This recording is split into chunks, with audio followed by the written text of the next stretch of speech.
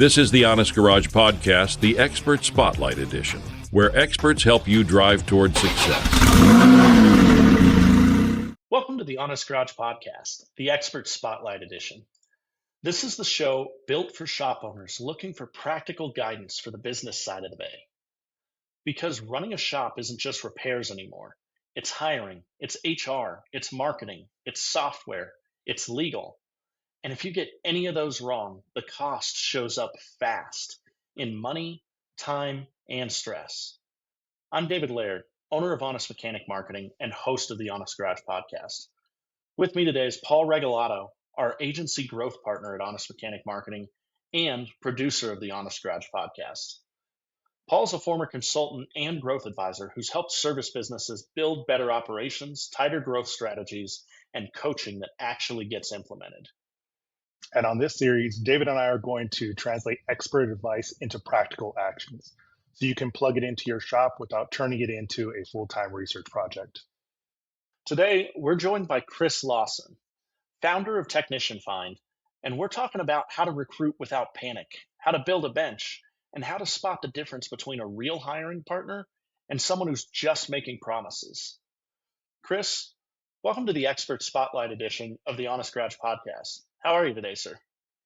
I'm doing great. And thank you so much for having me here, David and Paul. I got to tell you, it's when working with you, what I've seen you do for my clients, it's been amazing. So I think sharing your wisdom is going to be amazing. And I'm happy to be part of it. Well, thanks, man. We really appreciate that. I know that we've had a lot of crossover and we've seen a lot of really good stuff on your side as well from working with our clients, and appreciate you taking the time to share some of your wisdom today. Absolutely. I know some of the people who are listening to the show don't know you yet. So give us the quick version. What do you do? Who do you help and why?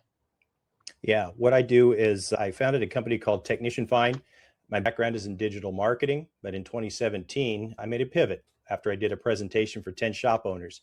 And what we do at Technician Find is we help independent automotive repair shops across the United States find good technicians, good service advisors, general managers. We do it all faster through direct response, copywriting, and lead generation. Yeah, I think that's great. Yeah, for sure. And on our prep call, you informed us that you didn't start as a recruiter. You started actually in marketing. What made you realize that hiring was a real bottleneck for shops today? Yeah, it was interesting. The presentation was out of the blue. It was someone who basically was a consultant to one of my clients. And at the time I was working with a foundation repair company, and he was consulting that company. And he said, hey, he asked the owner, he said, do you know anybody that can speak on digital marketing to my group of shop owners? And he said, yeah, why don't you use my guy? Call my guy. And so I was called out of the blue, and he says, hey, how would you like to talk about digital marketing to a group of 10 automotive repair shop owners? And I didn't know anything about the industry at all. I went in and I gave him my best presentation. I showed him about digital marketing and reputation management and all that good stuff. And I ended up getting most of the room as clients. And fast forward 6 months, what ended up happening is I realized after hearing over and over again that their real problems and their real pain points wasn't digital marketing. What it was finding techs. I just kept hearing over and over again how painful it was when a tech would basically say on Friday afternoon, I'm not coming back on Monday. And then they scramble the entire weekend trying to get something in place. And I thought maybe I can apply some of my digital marketing skills, our direct response copywriting skills, our lead gen skills, our media buying skills. Maybe I can apply that to finding technicians and recruiting. And gosh, it's been quite a ride, but over the last 8 years, we figured out a process that works pretty well. So we've worked with over 200 shops now, and we're still going strong. Yeah, and I love that. We have some personal experience with clients hiring through you, and it's been great. And I know that we have conversations on the show all the time with shop owners who are expressing frustration, if you will, at the difficulty to find a good tech. And there's always questions about hiring that come up in what we do every day on the marketing side of the world, because when we do our job, more people tend to want to hire more techs to expand.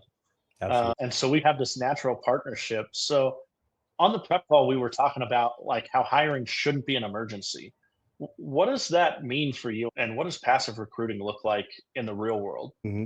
Yeah, that's a great question. When I think about this, it's a lot like when we get together, David, it's always we're riffing on marketing because we like to geek out about that. And we're always talking about how it's interesting when a shop will say, "Oh, you know what? I'm going to cut back on my expenses. I'm going to cut back on my marketing." And it's like saying, I don't need oxygen today. I'm going to cut back on my oxygen right now because I'm conserving. You're always going to be marketing, and recruiting is the same. If you plan on being in business for the next 2, 3, 5, 10 years, 20 years, you're always going to need good people on your team. And recruiting shouldn't be episodic. Good coaching programs, if you're a part of any of the good coaching programs, or if you have a good CPA that knows a lot about the industry, they're going to tell you should have a marketing budget consistently between about 5 and 8% of your gross sales. And I always say a part of that should be peeled off and should be allocated towards recruiting too. Because the thing is, it's like the old saying goes, you don't try to repair your roof when it's raining. And it's the same thing with recruiting. If you don't have a bench and you don't have somebody you can get on the phone and call, when you get that, that 7:15 text message that says, "Hey, I'm not going to be here," or that 7:15 text message that says, "Hey, I'm not ever going to be back," then what do? You don't want to be scrambling. So I look at it the same way I think you do, David, is it's not an event. It's just a consistent process that you have to have in place. And there's lots of ways that you can do that. But if you always have something in place and you're always recruiting, you're always building a bench, then you don't get yourself into that jam when something does happen with your team. Yeah, that's great to make sure that everybody's always has that as an action plan for themselves. What's the easiest thing that a shop can do to always be on, like so that they're not in the panic mode? And that's a great question too. So the easiest thing is to basically just have a lot of information out there. So I'll give you a perfect example. I was on a podcast episode with I was on a panel, and there was 4 shop owners and myself, and we were all talking about recruiting. And one of the shop owners said, "It's an interesting story, but I had a technician stalk me on Facebook for 2 years before he finally reached out to me." And he didn't know that he was being stalked, but the tech was watching him on Facebook. He's watching the post. He was watching him having birthday celebrations and posting things about their bowling nights and their day at the lake on the owner's boat. All of these little things that showed what it's like, that demonstrated the culture of this shop and how cool it was to work there. And then eventually that Friday came and his current shop did something that really ticked him off. And then the first thing in his mind was this other shop that he'd been stalking. He'd been watching him, and he says, "You know what? I'm going to call that guy." And that's what happened. So I would tell you the low hanging fruit is everybody by now knows that you have to have a social media presence.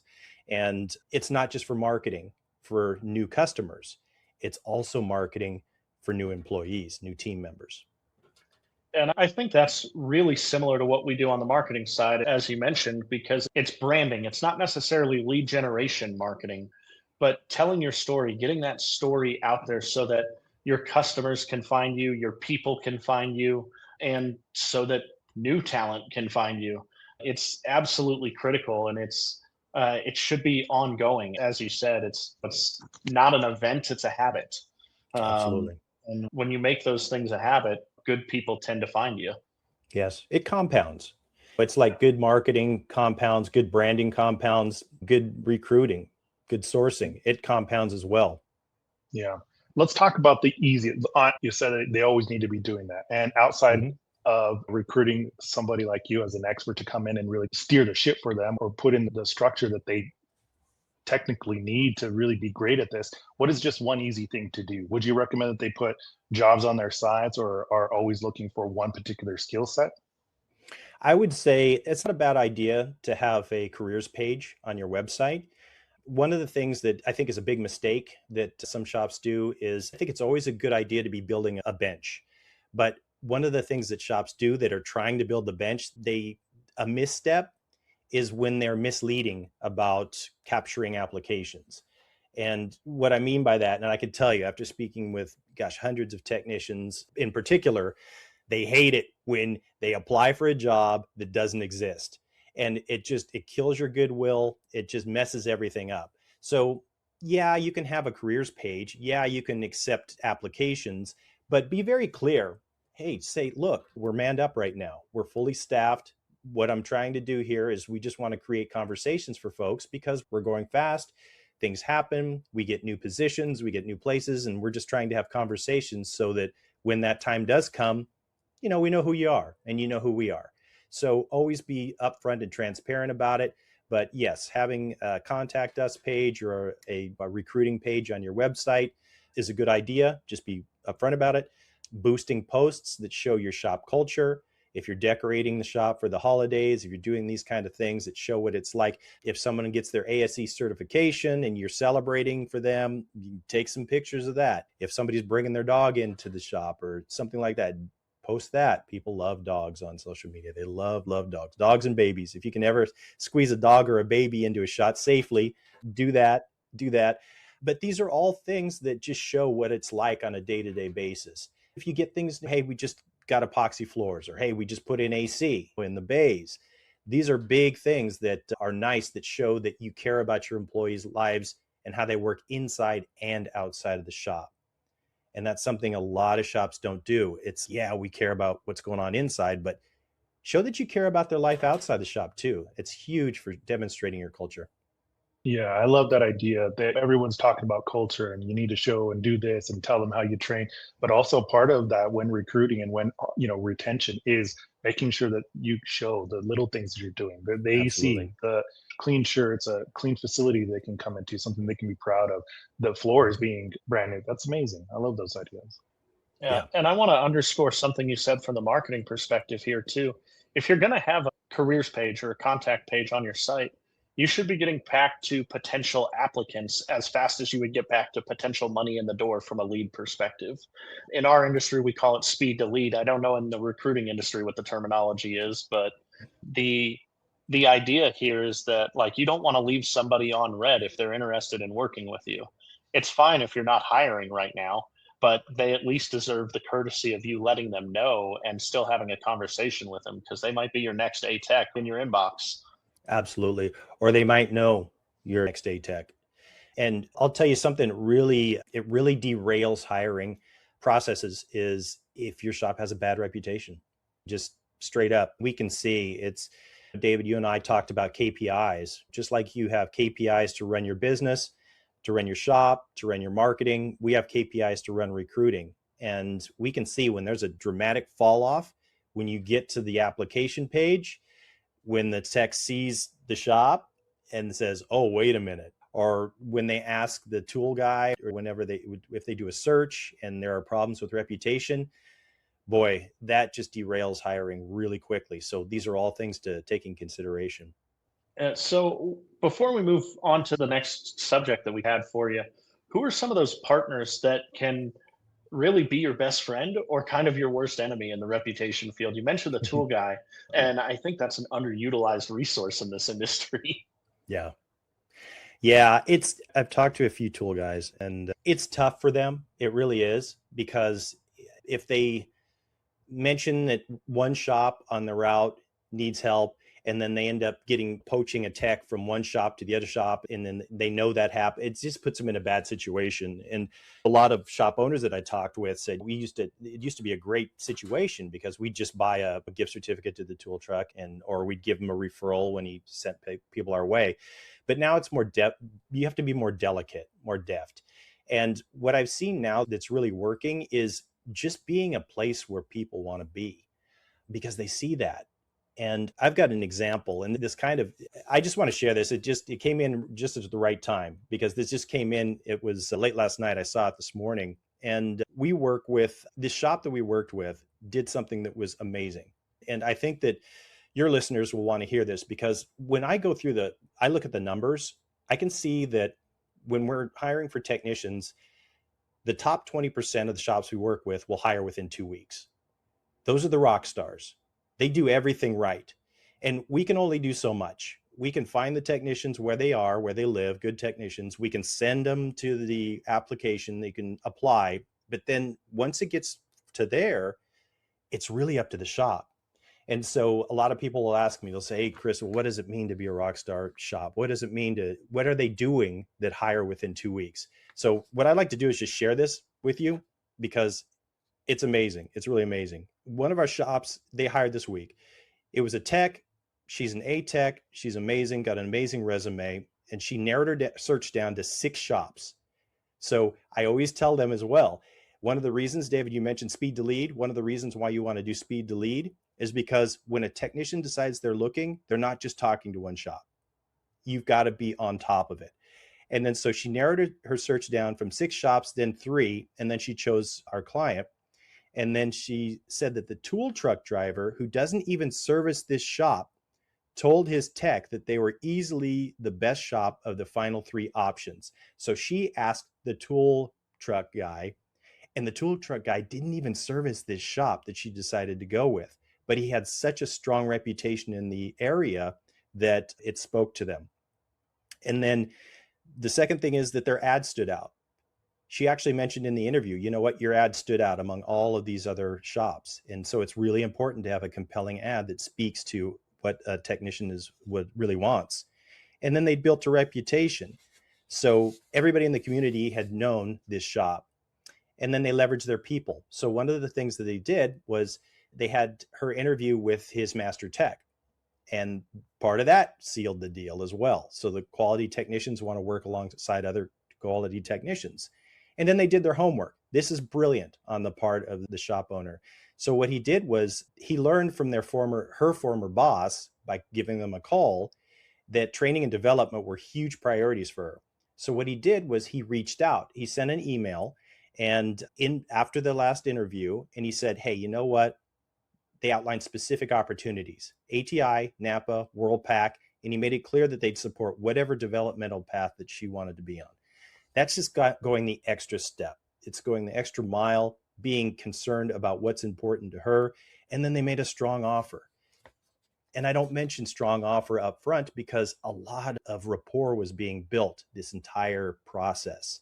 And that's what it looks like to be a rock star shop and really stand out in the eyes of a technician when they're hiring.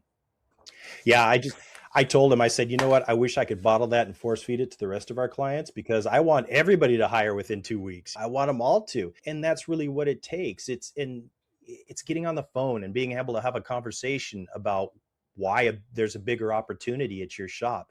There's a lot of little things. And frankly, that's why I started the school community for independent shop owners, is because I wanted to drop all these nice nuggets in there so that everybody could hire faster. Yeah.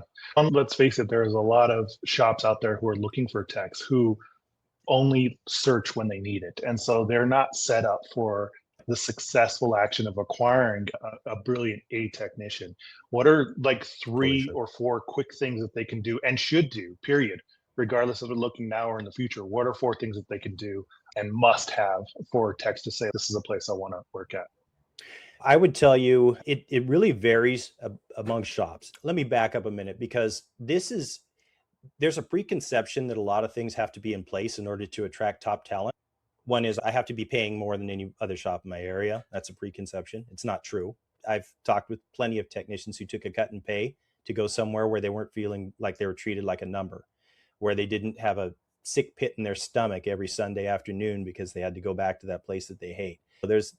So that's a myth. The other thing is you don't have to have a perfect, pristine culture. And culture means different things to different people. If you ask 10 shop owners what culture means, they'd have 10 different answers for you. What I always say is you just want to do an audit. You want to sit down, and actually in the school community, we've got a tool for this. You want to sit down with your leadership team. If you've got a leadership team, if you don't, just sit down with a cup of coffee and yourself and a legal pad and write down everything that you do for your employees. Write down all your benefits, all your perks, little things. You do team outings. Do you get involved with the community? Do you sponsor ASE certifications? Do you do home builds with your team? What is every single thing you can think of that you do? When you compile that, now you've got a unique list of things that make you different, because no 2 shops are the same. We've worked with over 200 shops. No 2 shops are the same. There's overlap. A lot of them do the same things, but it's not, it's not exact duplications of everyone. And this is what makes you unique. So I would say really spend some time on the front end thinking about what makes you unique and all of these things. And that's going to help you to craft ads that invite technicians and service advisors and other team members into a story about how their life can be transformed and made better by joining you. So I love that you that's a did big that. thing. Yeah, and I love that you did that because there's a lot of owners out there who's I have to have these 4 steps in order for me to qualify for all this. And you have the sentiment and the right sentiment that your shop is unique. Your shop is going to be the reason why they come in. The people that you have around there are going to be why you come in. The amenities that you offer. It's a whole collection of things that's going to separate you. And yes, we all service cars and we all service customers. We always service our community, but you are distinct. You are you. So figure out what that is and really leverage that value. Absolutely. And here's another bonus. The other bonus is when you take time to think through that process of what you offer and what your culture is, and you communicate that the right way, you attract someone that's going to fit into that culture. So it's not going to be, if you say, hey, we're hard driving and we're really aggressive and we like to get things done and we like to move volume. You want to say that in your ads because you don't want to have somebody come in and say, you know what, I feel like flagging 10 hours this week and I'm just going to hang out. And there's just a mismatch. So it's going to help you find a better candidate and it's going to make everybody happier over the long run. Absolutely. So we've talked a lot about like top 20%, the rock stars, when things are going well, be proactive, all the things we should do as business owners. Mm-hmm. We all know that it's not perfect. And we all know, like from the expert community serving this industry, that there's a lot of really valid reasons for why some of this stuff can be really challenging. Sure. You get busy. What about when things are reactive? What are the first things that you see shops do or compromise on? Is it we're just going to pay somebody a ridiculous amount to try to bring somebody on fast? Or is it like we're going to lower our standard or we're going to say we have a culture we don't? What are those compromises shop owners make when they get into reactive mode instead of proactive mode? It's usually lowering the standard. Yeah. We just need a warm body in here that can flag hours. And you know that it's short-sighted and everybody knows it's short-sighted, but when you get into that pinch, you're busy, you've got cars stacking up, you got future appointments stacking up, and you see these types of things and you get that point. I always say you need to think about the process. And there's really 3 big things that I've identified over the last going on 8 years that really are important. One is you have to be able to generate a consistent flow of applications. If you don't generate a consistent flow of applications, I think we riffed on this in the school community, David, a few months ago. You can't optimize zero. That was the saying. If you don't have the flow and applications and people to talk to, then you're dead in the water. So get that flow. And a big part of the flow for us has been ads. It's writing really strong, compelling ads that don't look like anybody else's. Because if you go to auto repair technician in Denver, Colorado on Indeed, every ad is going to look exactly the same. Try it. Look at it in your city. Every ad on Indeed is going to look exactly the same. So when our ads are completely different. They don't look like anybody else's ads. The headlines don't look the same. They're not formatted the same way. They don't talk about the same things. They don't ask for the same things. So you want to differentiate yourself. That's how you get a consistent flow of applications coming in. The second thing is once you get that consistent flow coming in, you have to make sure that you have some way of filtering out the knuckleheads, I call them. So over the years, after looking at the data, what I've found is that only about 1 in 4 applications, no matter what you do, 1 in 4 is going to be qualified. So 1 is going to be a guy that's delivering pizzas for Domino's and he saw the 6-figure salary or the close to 6-figure salary and went, hell, I can turn a wrench. Why don't I throw my hat in the ring? And you just reject them out of hand. One of them is going to be someone who used to hold his flashlight for his dad and wrench in the backyard on cars when he was a kid. Another one does have experience in a professional automotive repair business, but it's somebody that's probably just out of VOTEC school, maybe has a year, 18 months, 2 years, and they got stuck busting tires at a dealer or something, and they just want to get out. May be great, may have a great attitude, but if you really need somebody that can come in and know their way around a vehicle and can diag, then they're just not going to be the right person. And then the last one, number 4, that's going to be the qualified technician, the person that really is somebody that you want to hire that can come in and kick butt. But you have to have a system that can filter that, and you have to have a system that can get you what you need faster so that you're not wading through a bunch of junk. And then the third thing that you need is it's on the back end. So I gave you a great example of somebody who has a really solid back end. It's making sure, and the reality about this is most shops, this is an event. They're not hiring every single day. They hire a couple times a year, maybe tops. So their systems get rusty. So it's, who's handling this? Oh, when are we reaching out to them? Oh, is it a phone interview first, or is it this, or when do we do the drug test, and when do we do the background check, and what do we say? What are the interview questions we say? Again, I created a school community with all the best practices in it, so you can come and you can take a look at it and see what we've compiled.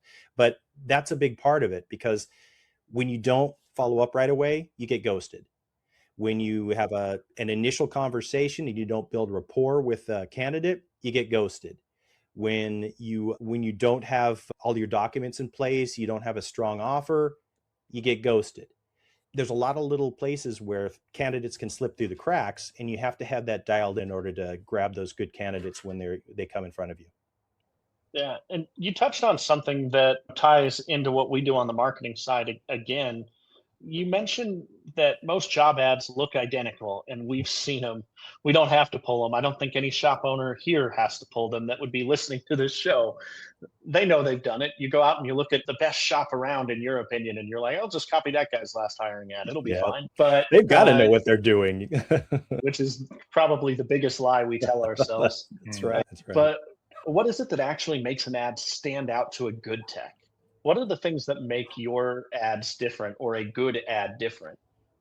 That's a great question. It's a great question.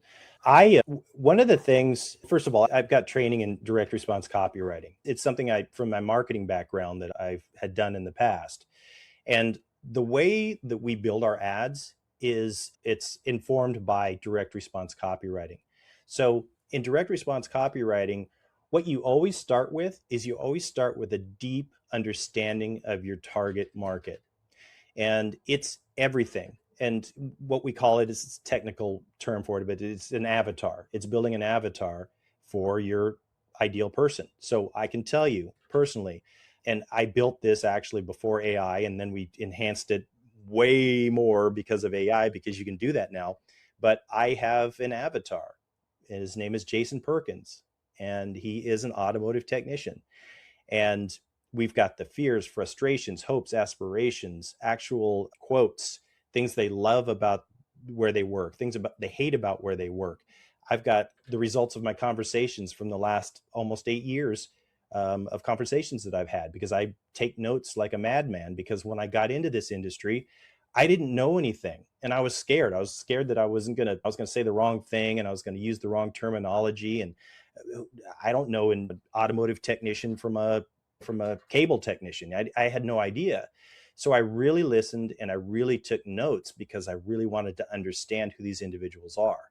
So when you start from there and you write the ads from Jason's perspective, then you don't come in and you don't say, and I love this, I'm going to pick on the dealers right now, because I love reading dealers' ads, because the dealers' ads always go, we have a strong tradition of excellence, and we've won these awards, and we've done this. And then when you come to work here, you must. And it's maybe just one sentence of the entire ad is actually for the tech or for the service advisor. Like one little sentence. Oh yeah, we're going to give you this. Maybe, if you're good. Our ads completely flip all that on its head. Our ads talk exclusively to that candidate, and not only to the candidate and what they want, but how the shop is going to help them achieve that. We talk about, hey, we know you're frustrated with this, and this is why we're different, and this is what we offer, and this is what we do, and here's all of our reviews. And you know what? You can get a hold of us any way that you want. We're not going to make you fill out a 15-page application and have a pristine resume. Send us a text message if you want to. Send us an email. Drop your resume off at the shop. Come in and talk with us. You make it easy. You remove friction. That's a big part of it, right? In marketing is you remove the friction. Why are you going to make it so difficult? It's funny, because whenever I talk with someone and they've got this crazy applicant tracking system, We had a client a few months back. I love these guys. I love them.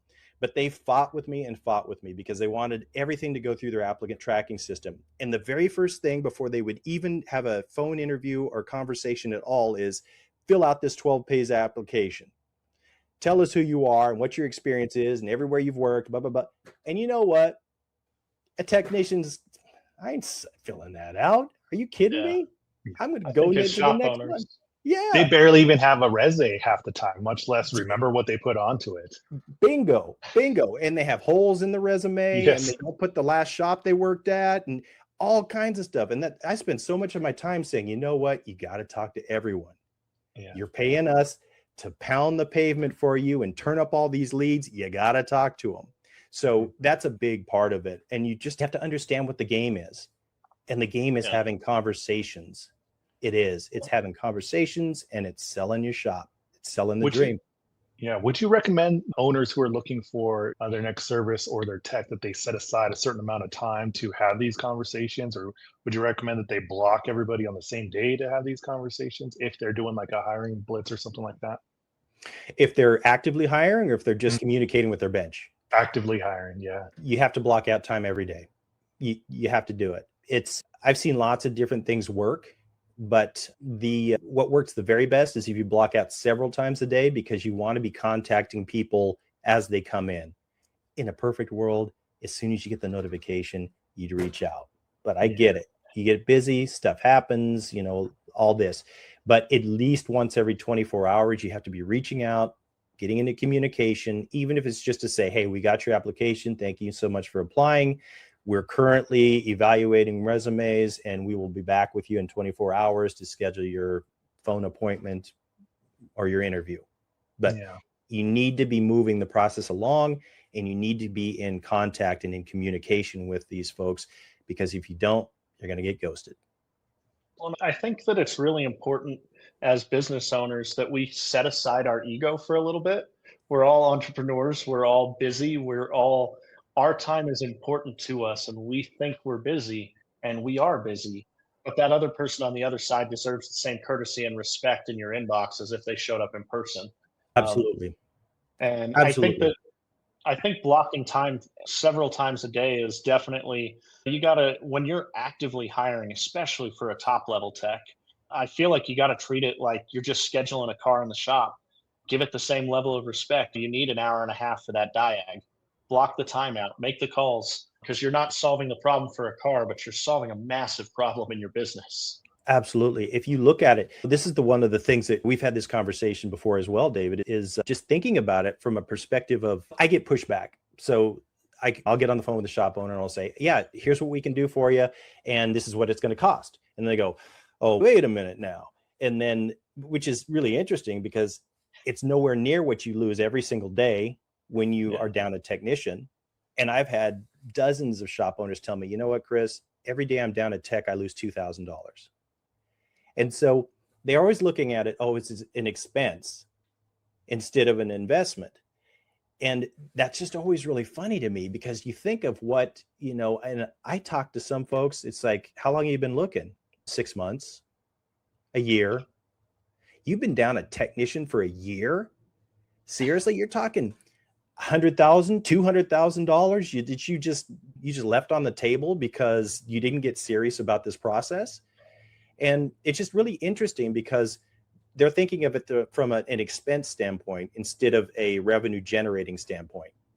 And it's that mentality, you got to flip that around, because what are you selling?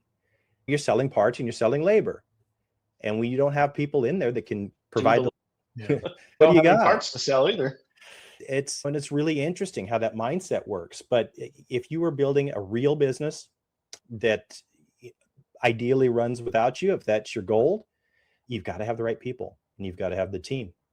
So we've talked about having a good ad and take away the corporate fluff and having an identity and specific person you're talking to. Let's talk about the pond where we're actually fishing. How does one go about doing that? Like, what pond do they select? There's so many out there. That's a great point. Yeah. I like to tell the story about, I was at a conference and I told this story. I said, hey, Bill and Jim are sitting at the bar and they're talking.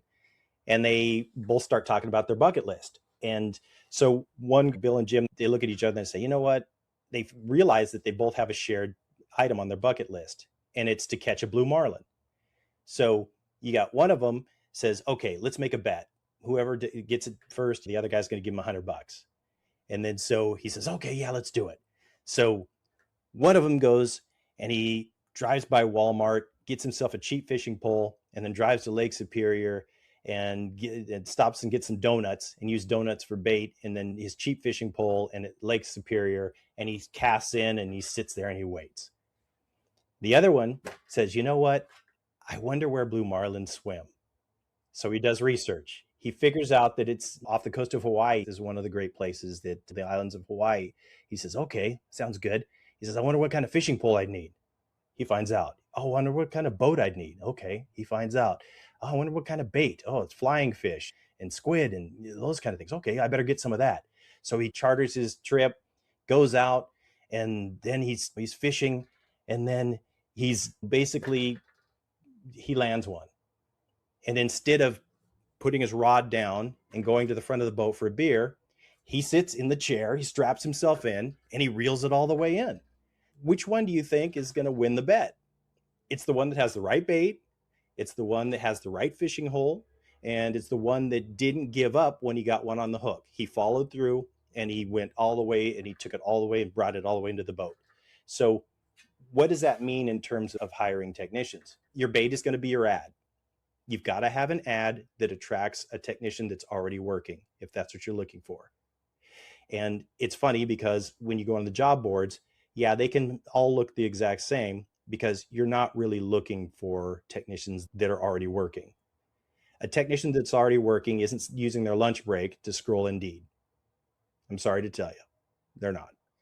So you have to have an ad that's going to attract someone and be compelling to someone who already is working. And it's a big risk for them to leave. They're already working. They're already getting paid decent, probably. And what's the devil versus the devil you don't know, right? So the ad has to be compelling enough to entice them to do something that is going to entail risk, not only for themselves, but for their family and their friends. They're saying, hey, what are you doing, man? You got a good gig. What are you doing? Are you crazy? They're going to hear all this jazz from everybody. Your ad has to be compelling enough to entice them to reach out and have a conversation with you with all that other stuff going on in their head. So that's the bait. The next thing is the fishing hole. Okay, I just blew up all the job boards now. Now, what do I do if I don't go to the job boards? There's lots of other places to source online. There's social media. There are groups where technicians hang out. There's websites where technicians hang out. There's lots of other places where working technicians will hang out. You have to get in front of them there, and then you drop those ads in front of them there. Now they'll say, wow, I wasn't looking for a job, but they're open to an opportunity if it's compelling enough. So now you've got that. And then the third thing you need is you have to have a method of following up and making sure you don't get ghosted, and basically reeling them in with a really competitive offer, and being able to have a compelling story or explanation of how your shop is different. Yeah, that's great. Yeah, got to close the deal. Absolutely. Chris, you've done a phenomenal job kind of letting us know exactly where a shop owner should be and where they should go, and some things that they should do and not do. But let's say a shop has decided, hey, this is all great, but I don't have time. I need to hire a partner. I need to hire a vendor to come in. In our prep call, you had some really great points about partnerships, shop hiring vendors, assuming that the vendor is going to handle everything. How would a shop owner go about making sure they're partnering with the right vendor? I would just ask what the process is. And a lot of our competitors, they make big promises. Nobody can promise that they're going to hire you an ATEC in 30 days. They can't promise that. What you end up having is either they're lying, or basically what's going to happen is you're going to have an argument about the definition of ATEC on day 31. That's basically what's going to happen. There's a lot of things that go into this.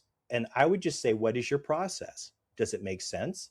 Are you going to lock me into a 6-month contract? We figure out in 15 days that this doesn't work, and then I'm locked into for the rest of the contract paying you, and we're not going to have anything happen. Is that where the situation you want to get into? When I started Technician Find, I said, you know what? I'm not going to lock somebody into a contract where they're unhappy. Why would I want to do that? That hurts me as much as it hurts you. I don't want to work with somebody that doesn't want to, that's going to sit back and fold their arms and say, Chris, bring me a unicorn. It's no, you don't understand how the process works. I would say that's another big one, is making sure that their process makes sense, and that if it's not working, can you get out of it? And then also making sure that however the structure is, you're comfortable with the structure. Some vendors will say, hey, give us $8,000 up front and we'll do our best. If you feel comfortable with that, then, that's one thing. Some vendors will say, give us 20 or 25 grand on the back end once you've made a hire. And if you're comfortable with that, it really depends on a lot of things, how much work you're going to put into it. If you say, hey, you know what? We don't want to review applications. We don't want to interview. We don't want to do any of that at all. You may need to pay somebody 15 or 20% of the first year pay for that candidate and just have them do everything. And that may work for you. But if you say, hey, we want to get our hands on this and we're willing to roll up our sleeves and do some work, can you just send us applicants, qualified applicants, and then we'll do the rest? Yeah, you're probably going to pay a lot less.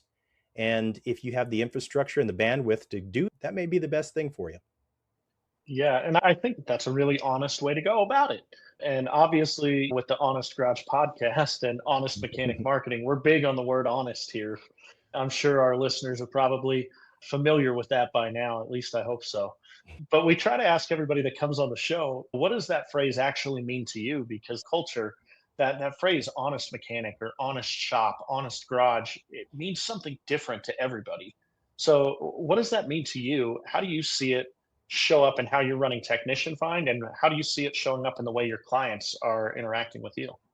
What a great question. I would say on our onboarding call, the way I start out every onboarding call with a new shop, and onboarding calls when I ask a bunch of questions. I ask over 100 questions so we can dial into exactly what the shop's all about.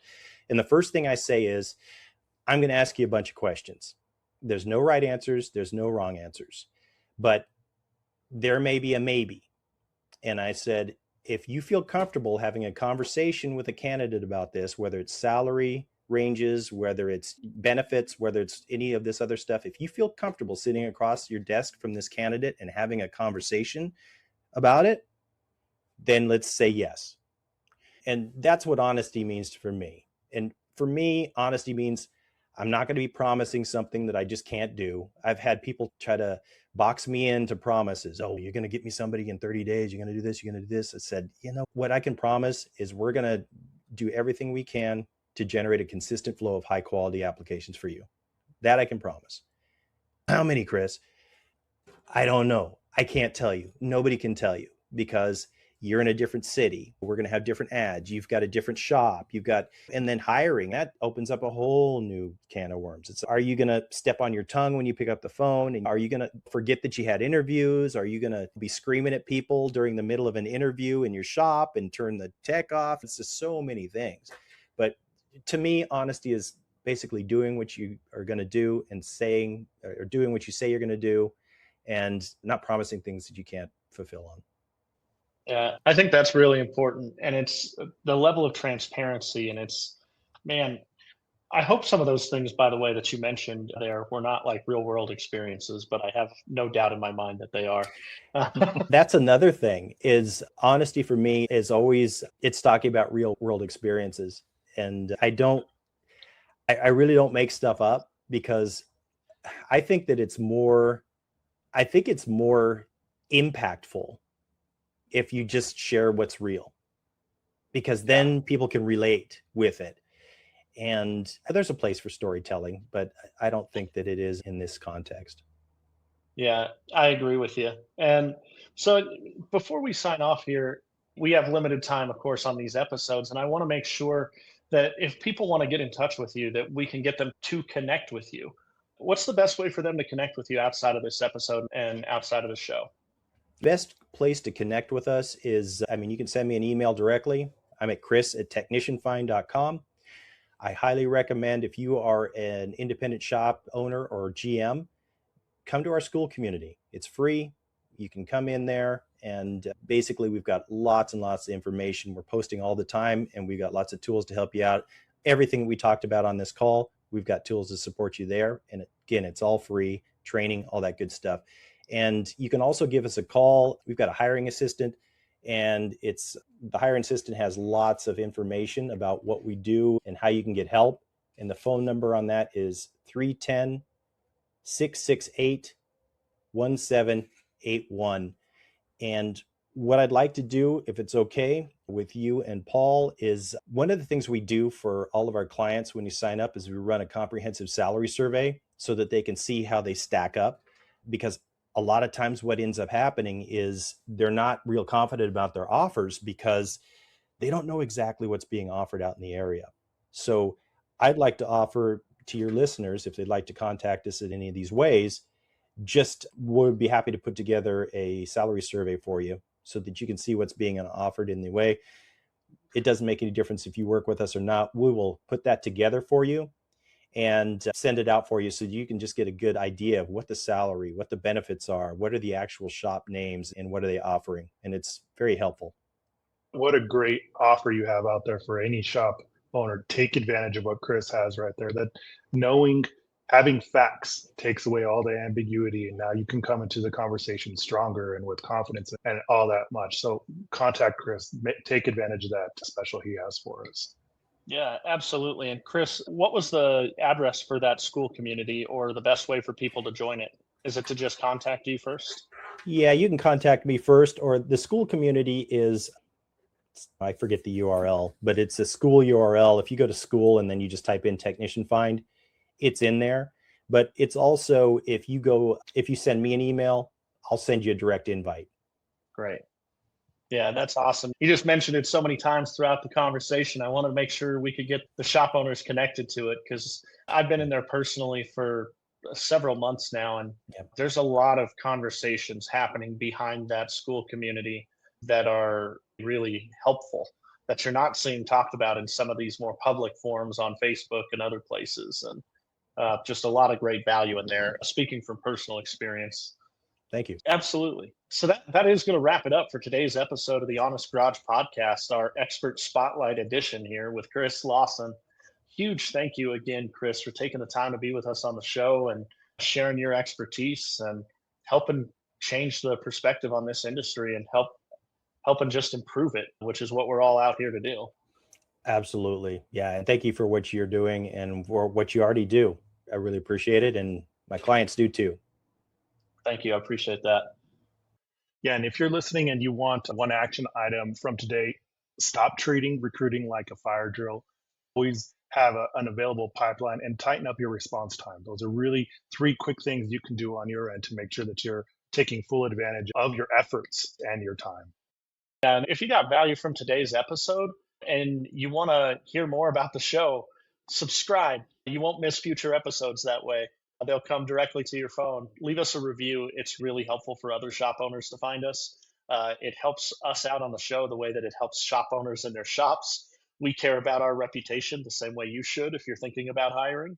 And if you are looking for real world marketing advice, you can obviously reach out to us at honestmechanicmarketing.com. We'd be happy to have that conversation. And to all the listeners out there, sincerely, thank you for listening, making this show great, and being a part of helping us change the industry. And as always, keep it honest in the garage.